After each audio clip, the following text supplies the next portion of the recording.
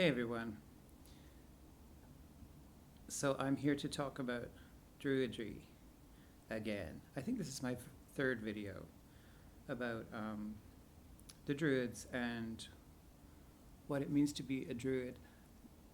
It's interesting because there's very little written about Druids, and I think mostly everything that we have in terms of historical record is from Roman sources.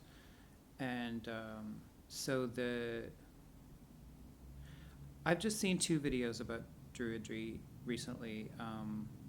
One was kind of a response to OBOD, the Order of Bards and Obates and Druids, which are the modern movement organization, which are inspired by the idea of Druidry. And I think that they're heavily influenced by, they say it was some guy from the 16th century account or something who was very inspired by it. But of course, what I grew up reading was Robert Graves and the White Goddess. And so I have when I was a kid, we kind of treated him as historically accurate. But it seems like a lot of his contemporaries and other historians have called his theories into question. For instance, the idea that the Ogham alphabet was a Druidic writing system, and that it was correlating to all these trees. And now they say this is completely debunked. But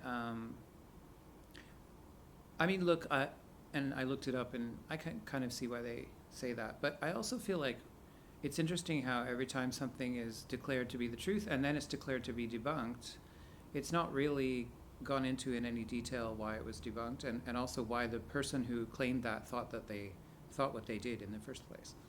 Anyway, I think I better link these two videos down below because I can't remember the names of them, and you're going to want to know what I'm talking about, I think, if you watch this.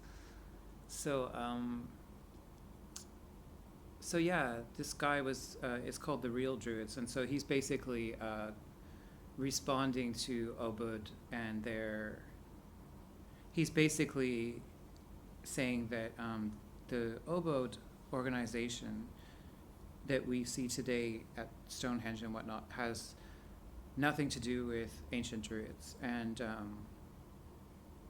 he seemed quite passionate about that perspective, that opinion.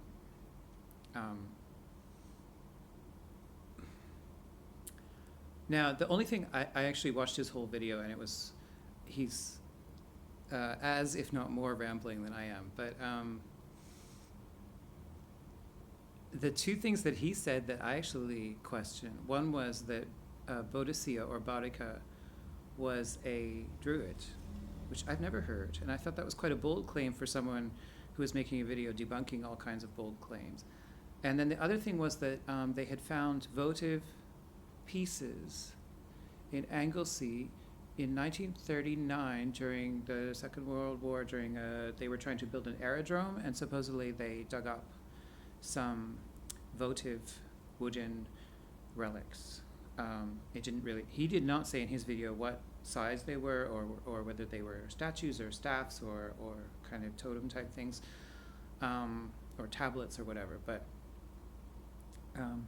I have never heard of this, and I'm kind of making this video as an appeal to anyone if they can confirm it, because I had always understood that those divination spoons and the warrior that they dug up in Kent were the only hint of Druids.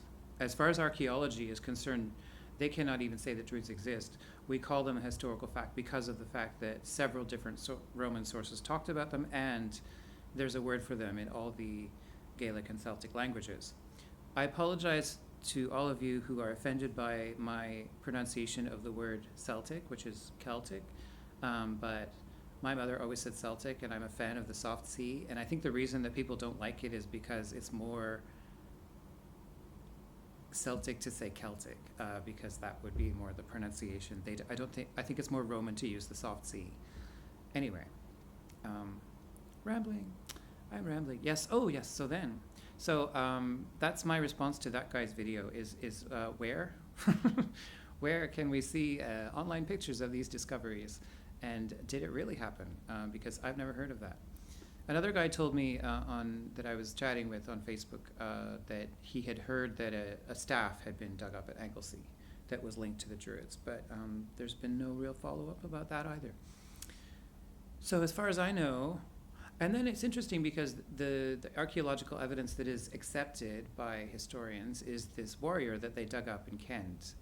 And the reason that they think he might have been a Druid is because his helmet was really flimsy. So it must have been ceremonial or something. It's like a bronze helmet with no, it was not a closed helmet, so it didn't really do anything to stop arrows or spears or anything, so they figured it was ceremonial. I don't know, I think a chieftain could wear that. Chieftains were involved in ceremonies. So I think it's I want to see what else leads them to the conclusion that it's a Druid. Okay.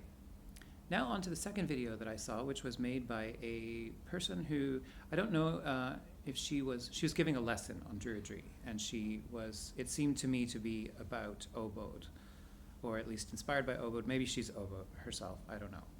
But look, I have respect for the OBOD people because I know that they do study about the ancient Druids, and I have no personal objection to them using the term Druid for themselves. Which this guy who had made the previous video kind of did, almost as if he was a Druid rather than a historian, like, how dare you? But anyway, I am not a Druid, because if I was a Druid, I would not be using my phone right now. That's what I think, because, so this lady said that, it's written by the Romans, by Caesar, that Druids had to study for 20 years and then they could become a Druid. And she said, oh, we don't have to do that now because the Celts had no written language, so that's why they did that. And so it took that long to learn all those things. And now we have, books and the internet and everything. It's not that I think that, it's not that I'm married to the idea that you have to study for 20 years to be a Druid. It's just that her reason for why you don't worries me because it suggests to me that she's a member of OBOD who does not understand the reason that they were studying for 20 years, which was not a matter of convenience. So, yes, you do. I think you do, or at the very least, you have to understand that the point was it's not about how many facts you can memorize. It's about the profundity it takes, the ability to sit in silence, the profundity it takes to understand those things through communing with nature. I'm sorry about that. That's a garbage truck. As I'm commuting with the nature of the garbage truck.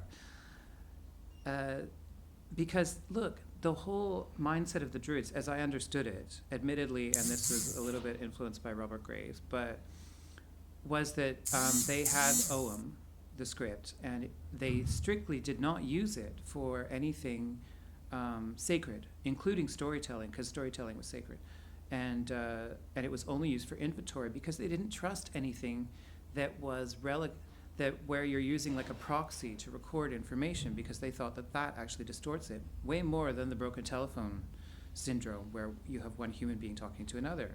I think they regarded the oral tradition of one conscious person communicating to another face to face as a sacred happening, and so if they felt that way about Ogham and the Ogham script and Latin, which they easily also could have learned, then you can only imagine how they'd feel about a mobile phone or online tarot readings, or they didn't use tarot anyway, but they used divination, and I think they would be very suspicious of knowledge that is learned too quickly. And while I think that the memory was very sacred for them, I don't think they were really into cramming, So I question that. But I should link these videos so that you know what I'm talking about. And also, maybe you want to learn from them, because this lady was doing lessons, and I'm sure there was good stuff in it. And did I want to say anything else about druids? A druid is not a shaman. I see a lot of New Age people saying that druids are the English shamans. No, they're not. A druid is not a shaman, okay? Because a shaman takes intoxicants to communicate with the spirit world, and a druid would not do that, in spite of what they tell you on the series Britannia, because they need their memories, and they learned all that stuff about anatomy and herbalism and astronomy by heart, and were able to communicate to another person. So I think that they valued the clarity of their brains very, very highly. And that's different from shamanism. Also, a druid is a mediator, which a shaman is not. A shaman's primary role is to be in touch with the spirit world, and that's actually more important for them than their role in society. For a druid, their role in society comes first, and the communication with the unseen world is a part of that vocation. It's not the focus. Whereas for a shaman, the focus is the spirit world, and people come to them and ask them to communicate with the spirit world or get help with the spirit world, and they may or may not, because I think that shamans are pretty eccentric. So it's different. And I want to kind of encourage people to think more deeply about things and not just think that shamans are quaint and druids are quaint and witches are quaint and they're all the same therefore. And also, like, you don't have to make things the same just to make them harmonious. I think it's not about, there's altogether too much conflating going on in the world these days just to make things simple. And I think that the problem is not that they're not simple. I think it's that we're too lazy to learn the complex. And which is not helped by social media. I'm going to post this to social media now. I've rambled it off. Okay, bye.